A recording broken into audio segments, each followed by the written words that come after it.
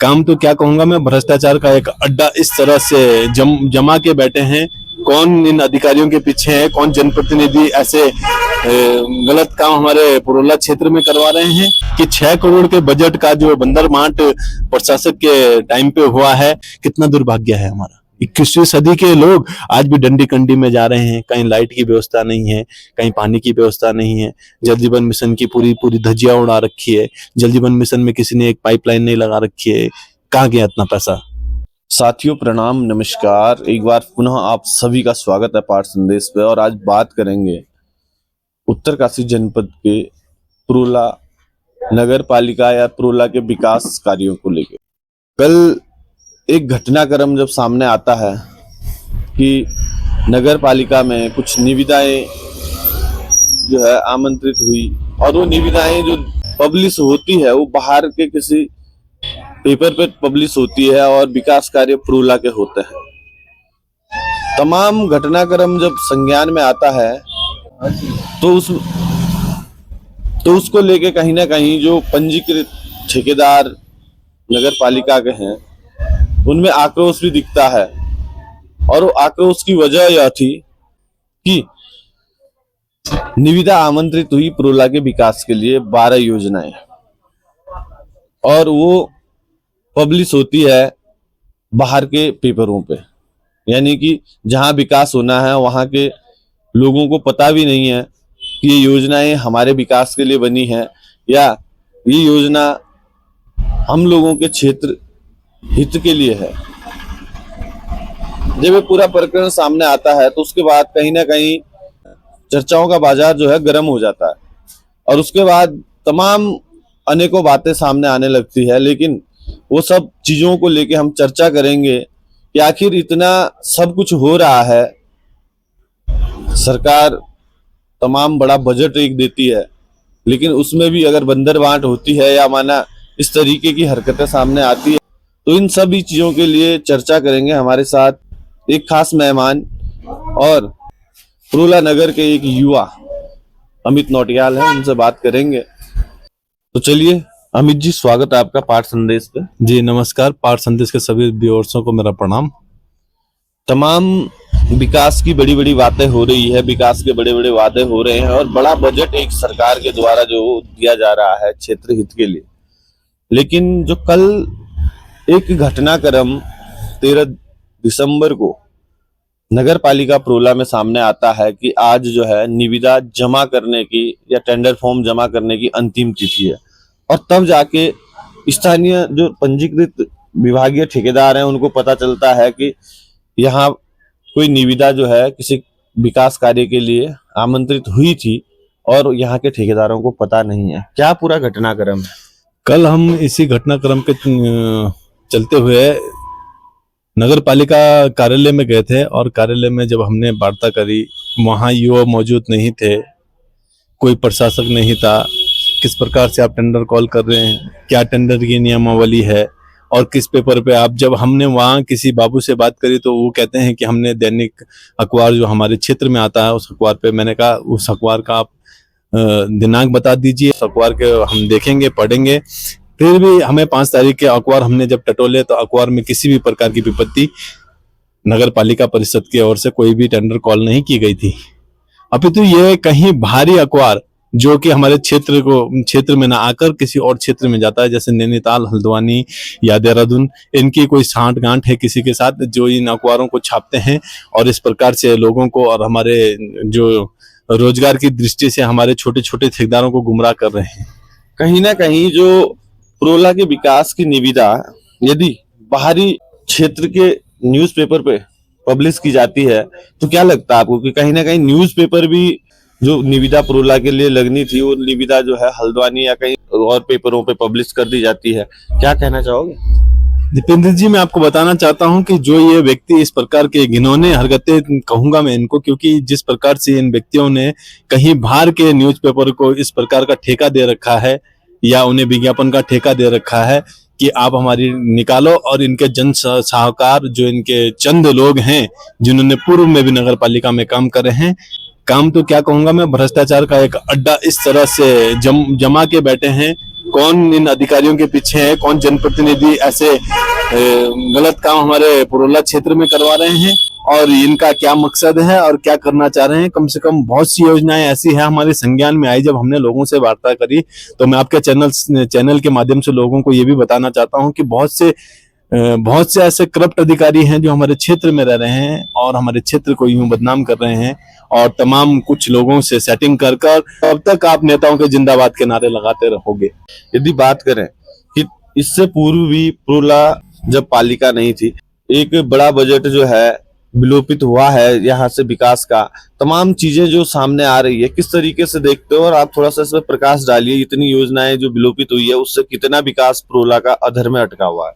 ये तो हमारा दुर्भाग्य है दीपेंद्र जी कि हमारे क्षेत्र की ऐसी बड़ी बड़ी योजनाएं जैसे पार्किंग का निर्माण या रोडों का टाइलीकरण और रास्तों का निर्माण जो पूर्व में नगर पंचायत के अध्यक्ष ने बहुत ही बेहतरीन कार्य हमारे क्षेत्र में किया है। लगभग जब देखा जाए तो कम से कम उन्होंने कुछ ना कुछ रास्ते तो ठीक करे हैं। हमारी कुमला रोड हो या हमारी जन संस्थान वाली रोड हो, बहुत से कार्य हुए हैं नगर पंचायत के कार्यकाल में। जब नगर पंचायत का कार्यकाल हटकर और प्रशासक का कार्यकाल आया है तब से यहाँ पर बहुत ही भ्रष्टाचार का एक चरम सीमा पर पहुंच चुकी है।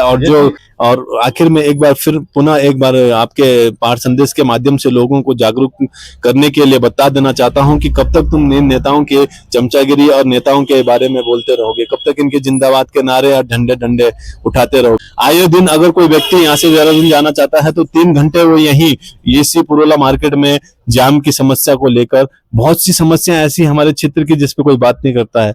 हमारे जनप्रतिनिधि तो हम बनाते हैं, वो अपना देहरादून में बड़े बड़े कोठी और बंगला खरीद कर वहां अपने बीवी और बच्चों के साथ आयुष्य आराम करते हैं और क्षेत्र की जनता की तरफ कोई देखता नहीं है। यदि बात करें इससे पूर्व जो है, जो अध्यक्ष पुरोला नगर पंचायत के थे, उन्हें जो अनियमितताओं के आरोप में पद मुक्त कर दिया गया था और वहां प्रशासक जो है नियुक्त कर दिया गया था। यदि प्रशासक कार्यकाल में देखा जाए कितना विकास पुरोला का हुआ और कितना बजट जो सरकार के द्वारा दिया वो धरातल पे लगा है? कम से कम राज्य वित्त का 6 करोड़ रुपए लगभग जो अभी हमारे संज्ञान में है कि 6 करोड़ के बजट का जो बंदरमाट प्रशासक के टाइम पे हुआ है। आपके पाठ संदेश के माध्यम से मैं सूबे के मुख्यमंत्री जी से प्रार्थना भी करता हूं कि जब प्रशासक का कार्यकाल आया है उसके बाद से लेकर और आज दिनांक 14 दिसंबर तक आप एसआईटी बिठाकर उसमें एसआईटी जांच करिए, क्योंकि कई विषय ऐसे हमारे संज्ञान में आए हैं कि बिना किसी काम के करे हुए जो अध्यक्ष के कार्यकाल में काम हुए हैं वो प्रशासक के कार्यकाल में नापे जा रहे हैं। उनका मेजरमेंट हो रहा है, कौन जी उसका मेजरमेंट कर रहा है? भैया क्या कर रहे हो? पुरोला के क्षेत्र के विकास के लिए तुम ऐसा कर रहे हो, तुम विकास नहीं विनाश की ओर जा रहे हो। और जो तुम करे हुए काम को, जिनका निर्माण कार्य पूर्ण हो चुका है, जिनकी फाइलें सब बंद हो चुकी है, उन निर्माण कार्यों को तुम फिर से उसकी निविदा लगा रहे हो और निविदा भी लगा रहे हो तो उसको गुट्टी बॉन्ड कर रहे हो और गुट्टी बॉन्ड फिर तुम सामान्य ठेकेदार के नाम पे उसका बॉन्ड कर उसको साथ अपनी मिली भगत और 50-40 का जो तुम्हारा रहा होगा, 50-60 का जो रहा होगा, जो भी आपका उसमें कुछ भी रहा होगा, ये तो एक खुला भ्रष्टाचार है। यहाँ अधिकारी भी लिप्त हैं, इन योजनाओं में देखें तो अधिकारी भी लिप्त हैं, वहां के कर्मचारी भी लिप्त हैं। और यदि बात करें जिस तरीके से एक बड़ी कार्यवाही जो है हमारी जीरो टॉलरेंस की सरकार के द्वारा हुई है और पदमुक्त जो है यहाँ के अध्यक्ष को किया गया, कितनी अनियमितताएं आपको लगती हैं? देखिए ये तो जांच का विषय है, मुझे तो नहीं लगता। देखिए जब हम धरातल पे उतरते हैं तो पूर्व में जो अध्यक्ष रहे हैं वो किसी भी पार्टी से हो, किसी भी समाज से हो, यहाँ पे विकास तो किया है और दिखता भी है। जब हम लोगों के पास बैठते हैं तो लोग बोलते भी हैं कि पूर्व में जो अध्यक्ष रहे हैं उन्होंने विकास भी करा है। क्या लगता है कि इन तमाम जो पूर्व में हुए घटनाक्रम है, इनका असर जो है देखने को इन चुनाव में मिलेगा? देखिए कोई भी राष्ट्र पार्टी हो, भारतीय जनता पार्टी हो, चाहे कांग्रेस हो, चाहे आम आदमी हो, चाहे अपना यूकेडी हो, चाहे कोई भी पार्टी हो, आप हमेशा अपने ईमानदार साथी के साथ खड़े रहें और ईमानदार व्यक्ति को ही टिकट देकर इस पूरे प्रदेश में जो ये एक भ्रष्टाचार का खुला खेल, एक नंगा नाच चल रहा है, इसको बंद करने का काम करें। अन्यथा फिर युवा अगर जिस दिन जग गया भैया, उस दिन तो फिर क्या होगा। इस उत्तराखंड की बहुत दुर्दशा है और इस उत्तराखंड की दुर्दशा हम ऐसे नहीं देख सकते हैं। इसलिए माननीय मुख्यमंत्री जी से मैं पुनः एक बार आग्रह कर रहा हूं कि जो ये अनियमितताएं हुई है चाहे ये पुरोला विधानसभा की हो, चाहे उत्तराखंड में किसी भी क्षेत्र की हो, इनके ऊपर जांच होनी चाहिए, इनके ऊपर कार्रवाई होनी चाहिए और जो दोषी हैं उनके ऊपर कार्रवाई होनी चाहिए, त्वरित कार्रवाई होनी चाहिए और तत्काल से ये चीजें प्रभाव में आनी चाहिए। इसमें एसआईटी के गठन कर जिस व्यक्ति ने भी ऐसे दुराचार और अत्याचार हमारे पुरोला के पालिका के लोगों के साथ किया है, उन व्यक्तियों को सलाखों के पीछे भेजने का काम धामी सरकार करें। यही हमारी ईमानदारी की एक मिसाल होगी। और यदि बात करें चुनाव को कितना प्रभावित ये सब चीजें करेंगी, क्या कहना चाहोगे आप? चुनाव को प्रभावित करेंगे इन लोगों को, जब तक हमें उम्मीद है कि अभी निकाय चुनाव जोरों शोरों पर है और बाजार का माहौल भी गर्म है, चर्चाओं का विषय बना हुआ है।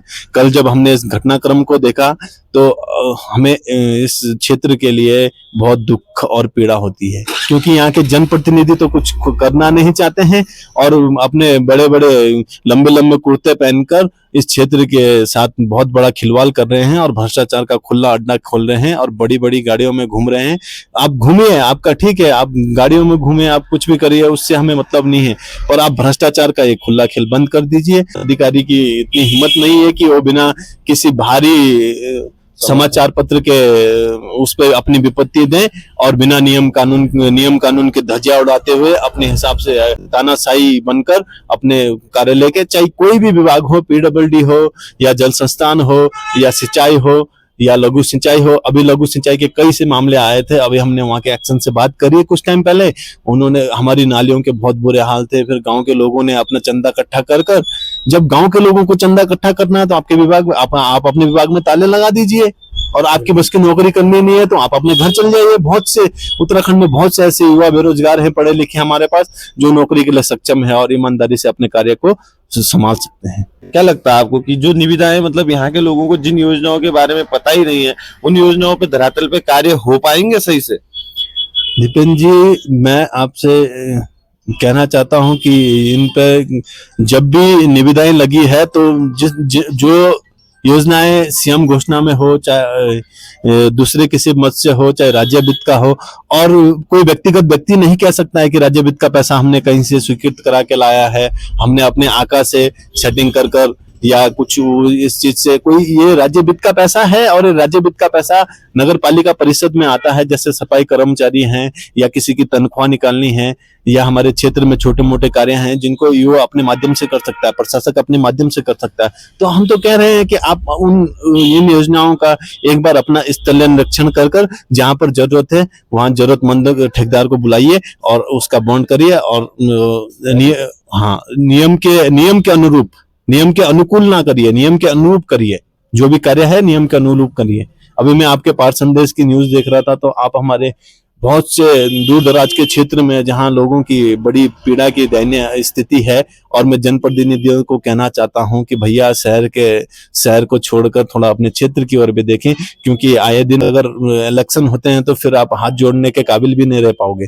क्योंकि अगर आप ऐसे व्यक्तियों को, अभी हमने देखा वहां के लोग बहुत रो रहे थे, कोई रोड की मांग कर रहा है, स्वास्थ्य की मांग कर रहा है, शिक्षा की मांग कर रहा है। अभी अगर उस दूर दराज क्षेत्र में नेटवर्क की व्यवस्था नहीं है, उस दूर दराज क्षेत्र में अगर किसी का स्वास्थ्य खराब हो जाता है तो उन माताओं बहनों को डंडी कंडी से लाया जा रहा है। कितना दुर्भाग्य है हमारा। 21वीं सदी के लोग आज भी डंडी कंडी में जा रहे हैं। कहीं लाइट की व्यवस्था नहीं है, कहीं पानी की व्यवस्था नहीं है। जल जीवन मिशन की पूरी धज्जियां उड़ा रखी है। जल जीवन मिशन में किसी ने एक पाइपलाइन नहीं लगा रखी है। कहाँ गया इतना पैसा? पूछेगा कौन? कौन पूछने वाला है? बहुत सी पीड़ाएं है हमारे पुरोला विधानसभा की, और मैं पुनः एक बार फिर जनप्रतिनिधियों को हाथ जोड़कर विनती करना चाहता हूं कि आप लोग जरा अपने क्षेत्र के बारे में सोचिए। ये बड़े बड़े भाषण देकर और बड़ी बड़ी बातें कर काम नहीं होता भाई साहब। आप क्षेत्र में जाकर क्षेत्र के लोगों की, जनता की आवाज सुनिए और उनके हिसाब से काम करिए। आप अपनी सेटिंग बेटिंग छोड़ दीजिए। आप अपने बड़े बड़े ठेकेदार पकड़कर, कभी कोई नैनबाग का ठेकेदार आ रहा है, कभी कोई मुजफ्फरनगर का ठेकेदार आ रहा है।